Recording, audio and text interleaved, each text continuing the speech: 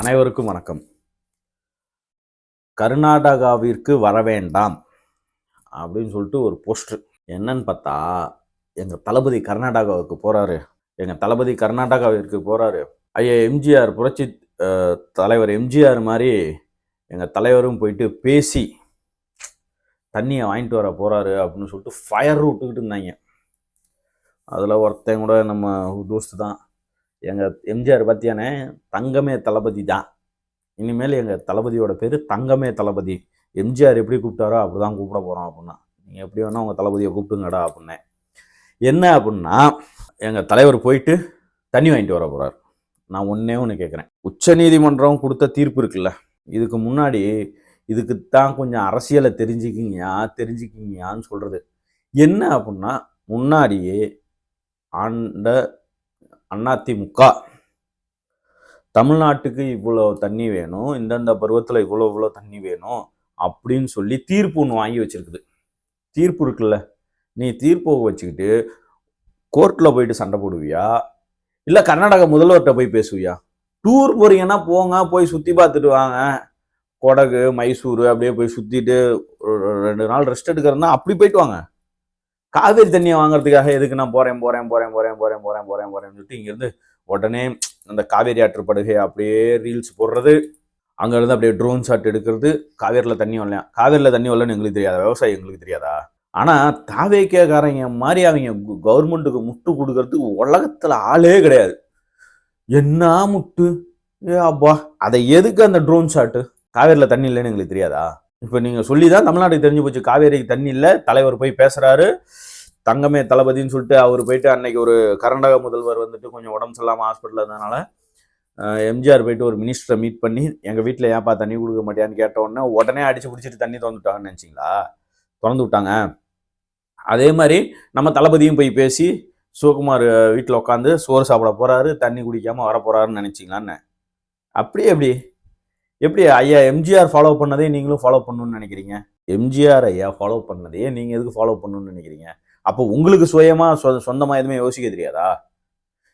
எங்கள் அம்மாவுக்கு, எங்கள் புரட்சி தலைவிக்கு எங்கள் அம்மாவுக்கு ஒரு பேர் ஒன்று இருக்குது, காவேரி தாய் அப்படின்னு. ஸ்டெப் பை ஸ்டெப்பாக ஃபைட் பண்ணி இந்தந்த பருவத்துக்கு இவ்வளோ தண்ணி தண்ணி தரணும்னு சொல்லி தீர்ப்பு வாங்கி வச்சிருக்கிறாங்க.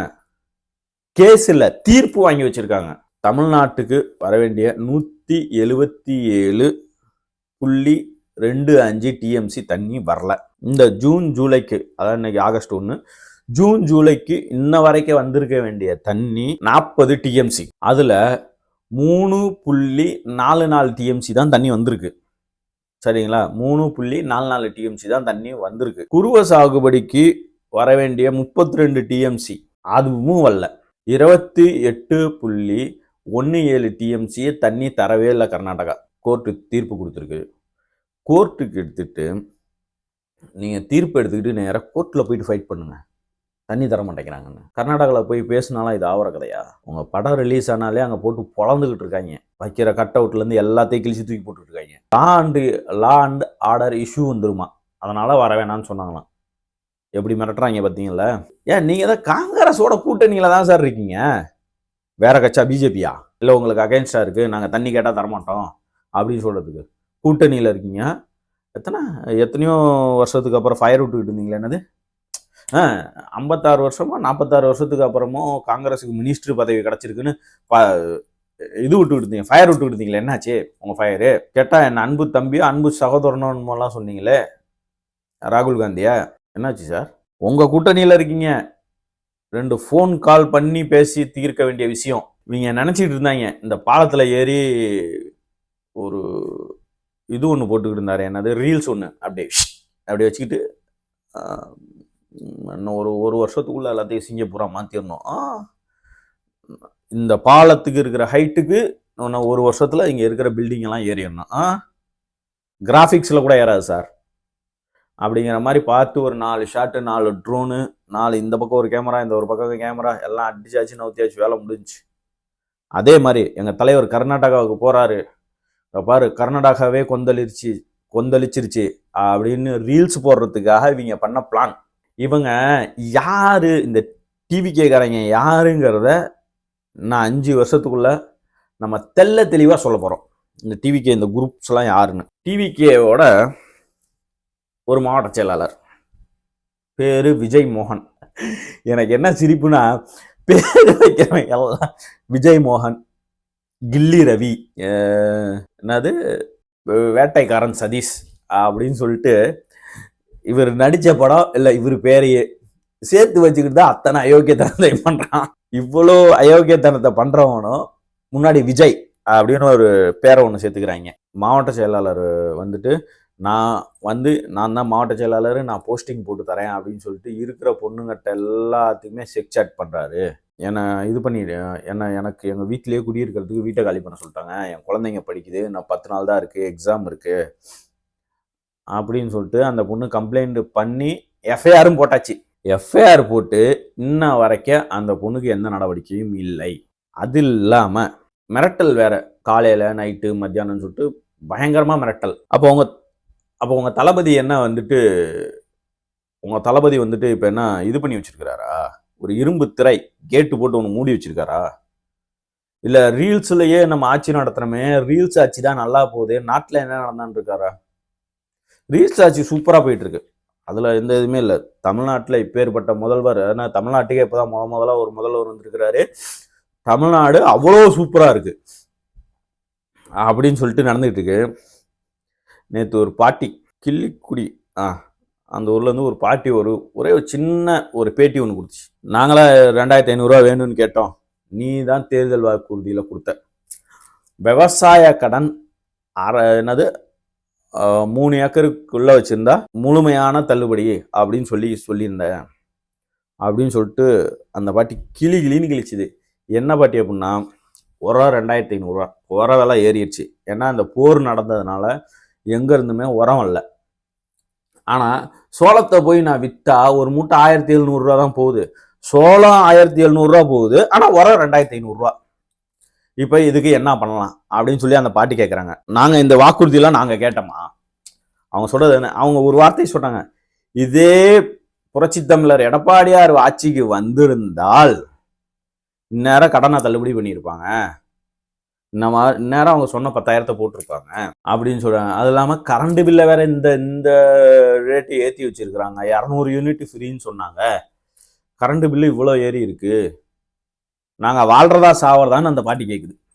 அந்த பாட்டி கேட்கறது நியாயமா இல்லையா? சொல்லுங்க மக்களே, அந்த பாட்டி கேட்கறது நியாயமா இல்லையா? எனக்கு எதிர்கட்சி தான். ஸ்டாலின் வந்திருந்தாலும் செஞ்சிருப்பாங்க, விவசாய கடன் தள்ளுபடி செஞ்சிருப்பாங்க அப்படின்னு அந்த பாட்டியம்மா கேட்டதுக்கு இவங்களுக்கு இதெல்லாம் கண்ணுக்கே தெரியாது. போர் நடந்துட்டு இருக்கு, உரம் வரல, காவேரியில டெல்டால விவசாயம் பாதிக்கப்பட்டிருக்கு, தண்ணி வரல, அதெல்லாம் அவங்களுக்கு தெரியாது. டாஸ்மார்க்கை எப்படி தனியார் மயமாக்குதல் அப்படிங்கிறதுக்கான கலந்து ஆலோசனை கூட்டம். இப்போ அது என்ன பண்ணலாம், டாஸ்மார்க்கை ப்ரைவேட்டில் எப்படி விடலாம் அப்படின்னு இப்போ தெரியுதுங்களா இவங்க எங்கே வராங்கன்னு. இப்போ இதுக்கெல்லாம் இந்த ரூட் மாஃபியா எங்கே போய் பேச போகுது? 36,000 வாட்ஸ்அப் குரூப்லாம் இருந்துச்சு, இன்ஃப்ளூயன்சர் அவ்வளோ பேர் இருந்தாங்களே, அவங்களாம் எங்கே போனாங்க? இப்போ பேச வேண்டியதானே? அங்கே ஒத்தாச சங்கர் வேற சிங்சக்கு பயங்கரமாக அடிக்கிறாரு. 6 மாதத்துக்கு முன்னாடி தான் ஒத்தாசை வந்துட்டு என்ன சொன்ன அப்படின்னா, தமிழ்நாட்டில் எடப்பாடி மாதிரி ஒரு தலைவரே கிடையாது மாலதி. எடப்பாடி வந்துட்டு சூப்பரான ஒரு லீடரு, அவருக்கு இருக்கிற பிரில்லியன்ட் மைண்ட் யாருக்கும் கிடையாது. நிதிஷ் புரிஞ்சுக்கணும் தம்பி அப்படின்னு சொல்லிட்டு, எடப்பாடி மாதிரி ஒரு அரசியல் அனுபவசாலி யாருமே இல்லை அப்படின்னு சொல்லிட்டு எங்கள் கட்சிக்கு முட்டு கொடுத்தாரு. சரி தோத்துட்டோம், 47 வந்துட்டோம் அப்படின்னு வட்டிய அப்படியே அந்தர்பல்ட்டி. விஜய் எல்லாம் மாதிரி ஒரு ஆளை பார்க்கவே முடியாது. ஐயோ, நீ விஜயை விட ஒரு பெரிய நடிகனா இருக்க. ஆஸ்கார் அவார்டு நாயகன் ஒத்தாச சங்கர் அப்படின்னு பேர் வச்சுக்குவோமா? ஆஸ்கார் நாயகன் ஒத்தாச சங்கர் முட்டு கொடுக்கணும். அதுக்கு இந்த அளவுக்கா? இப்ப நான் அதிமுக காரன், நான் பேசுறேன் அப்படின்னா என் கட்சிக்கு நான் தான் பேசுவேன். நீ எந்த கட்சி? திமுக, அப்புறம் அதிமுக, இப்ப தாவேக்கவா? இதெல்லாம் சொல்லுங்க. ஏன்னா டாஸ்மார்க்கை, இதெல்லாம் தமிழ்நாட்டில் என்ன பிரச்சனை நடந்தாலும் அவங்களுக்கு தெரியாது. டாஸ்மார்க்கை தனியார் மயமாக்கணும், அதுக்கு என்ன பண்ணும், அதுக்கு ஏதாவது ஒரு ஐடியா சொல்லுங்க அப்படின்னு சொல்லி பேசிட்டு இருக்கீங்க. குருவ சாகுபடிக்கு வர வேண்டிய தண்ணி வரல அப்படின்னு சொல்லி எங்க எடப்பாடியார் ஒரு பேட்டி ஒன்று பேட்டியில தான் பார்த்தேன். பேட்டி ஒன்று கொடுத்திருந்தாரு. தமிழ்நாடு முழுக்க போராட்டம் நடந்துட்டு இருக்கு, விவசாயிகளுக்கு தண்ணி இல்லை, ரொம்ப சிரமத்தில் இருக்காங்க, இதுக்கு ஏதாவது ஒன்று பண்ணுங்க. 2026 நீங்க தேர்தல் வாக்குறுதியில கொடுத்ததை நிறைவேற்றுங்க. அவர் ஒரே அடி அடிச்சிட்டார்.